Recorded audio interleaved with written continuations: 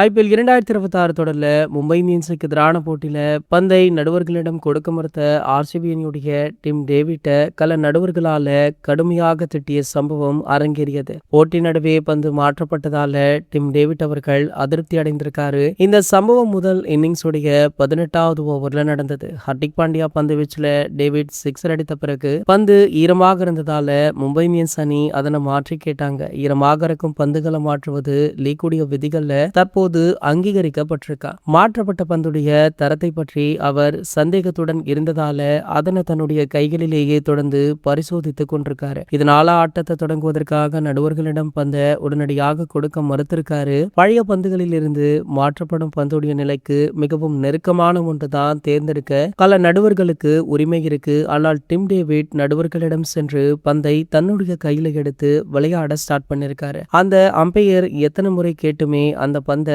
Tim David அவர்களிடம் கொடுக்கல. மற்றொரு அம்பையர் வந்து டிம் டேவிட்டிற்கு இது உங்களுக்கு ஃபர்ஸ்ட் வார்னிங், கண்டிப்பாக இது போன்று மீண்டும் நடந்தால் களத்தை விட்டு வெளியேறி விடுவீர்கள் அப்படின்னு வார்ன் பண்ணிருக்காரு. சோ ஆகையால பாத்தீங்கன்னா இதற்காக கண்டிப்பாக டிம் டேவிட் அவர்களுக்கு ஃபைன் போட அதிகப்படியான வாய்ப்புகளுமே இருக்கா. ஏன் ஒரு போட்டிகள்ல விளையாட முடியாத சூழல் கூட ஏற்படலாம் அப்படின்னு சொல்லப்படுது. ஆர்சிபி உடைய மிகப்பெரிய தூணாக பார்க்கப்படுவது டிம் டேவிட் அவர்கள் தான். கடைசி 2 போட்டிகள்ல அதிரடி காட்டியிருக்காரு. சோ அப்படி டிம் டேவிட் அவர்கள் பெஞ்சில் உட்காரும் பட்சத்துல ஆர்சிபி தடுமாற வாய்ப்பு இருப்பதாக சொல்லப்படுது. இது போன்ற கிரிக்கெட் செய்திகளை பத்தி நீங்க உடனே தெரிஞ்சுக்க நம்மளுடைய சேனலை மறக்காம சப்ஸ்கிரைப் பண்ணிக்கோங்க.